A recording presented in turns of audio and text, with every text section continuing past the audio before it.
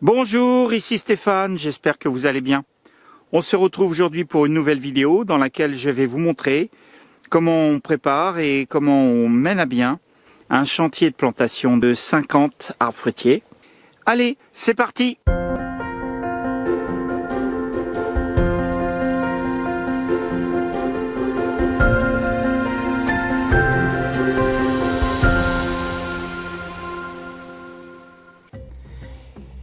Alors là, nous avons des trous préparés à la mini-pelle. Il y a quand même un beau volume, hein. Dans ce futur verger, on a préparé les trous à l'avance. Il y a une trentaine de trous qui ont été creusés. Et l'avantage de les préparer à l'avance, c'est que ces trous, ils vont avoir le temps de s'aérer. La terre va avoir le temps d'être remuée et aérée. Et ils vont être rebouchés sommairement. La terre du fond au fond et la terre du dessus sur le dessus. Et ce qui fait que quand on va venir au mois de décembre avec les sions, on aura une terre déjà grandement ameublie et ça permettra de faciliter la plantation et d'améliorer l'enracinement. Alors là, le volume, c'est à peu près peut-être 300 litres, hein. Mais bon, le trou, en principe, il est jamais assez grand, hein. Vous avez toujours avantage à faire des grands trous, même pour planter des sions. Les pommiers vont être plantés avec un écartement de 8 par 8. Donc 64 mètres carrés par pommier. Et une fois que la terre a été bien remuée, eh bien on referme les trous.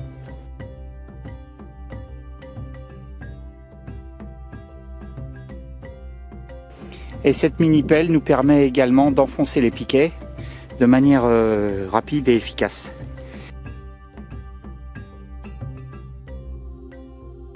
Là, j'ai un piquet qui est enfoncé sur une profondeur de presque 80 cm.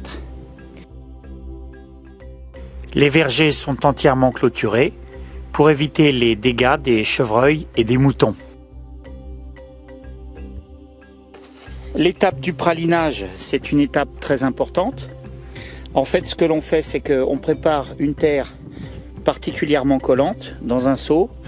Alors ça se fait avec de la terre d'argileuse. On enlève les cailloux et on rajoute de la bouse de vache en général. Donc le pralinage des racines, ça permet de remettre en contact les racines avec une terre particulièrement collante. Donc comme ça, elles sont tout de suite en contact avec du sol.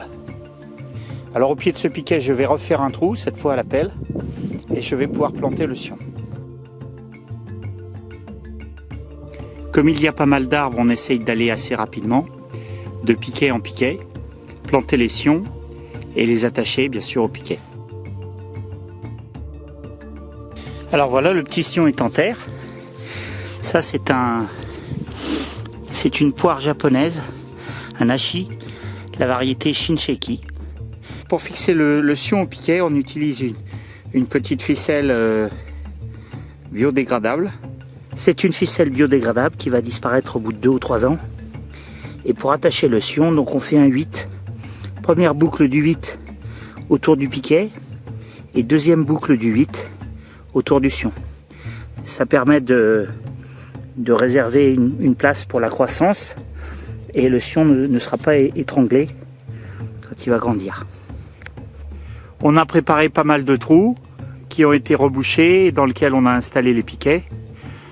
Les piquets que vous voyez autour de cette petite parcelle, ce sont des piquets qui sont destinés à recevoir le grillage parce qu'une plantation comme ça, en lisière de forêt, il faut absolument la protéger contre les chevreuils. Donc il va y avoir un grillage périmétrique qui va permettre à ce verger de pouvoir grandir sans être attaqué par les chevreuils notamment. Sur cet espace, on a prévu de planter 25 pommiers à cidre. Ce sont des pommiers des variétés locales qui sont greffés sur le porte-greffe M106 qu'on a choisi pour sa bonne résistance à l'asphyxie racinaire lorsqu'il y a beaucoup d'eau dans le terrain, parce qu'ici il y a énormément de pluie en automne, donc il fallait trouver un porte-greffe qui puisse résister à ce régime de pluie. Avant de planter vos sions, c'est très important de repérer le point de greffe. Là, le point de greffe est ici, on le voit bien. D'ailleurs, si vous êtes observateur, vous pouvez même voir comment ça a été greffé. Là, on dirait une greffe à l'anglaise, hein, en diagonale, comme ça. Donc ça, c'est le greffon et le porte-greffe en dessous. Et là, vous voyez que la soudure entre les deux se fait sur une ligne diagonale. Donc ça, c'est une greffe à l'anglaise simple.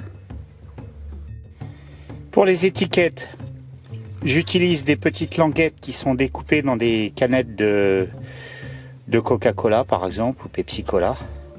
Ces petites languettes métalliques, eh bien, on fait un petit trou dedans avec un petit poinçon pour trouver. Normalement, c'est fait pour trouver les feuilles.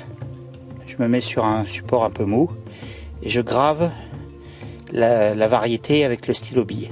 Et l'avantage, c'est que même quand l'encre du stylo s'efface avec le temps, eh bien, on peut continuer à lire la variété, tout simplement parce que ça a été gravé. Voilà, j'espère que ça vous a plu. N'oubliez pas de vous abonner, de partager et de liker cette vidéo. Je vous dis à très bientôt dans une prochaine vidéo et je vous embrasse tous. Au revoir.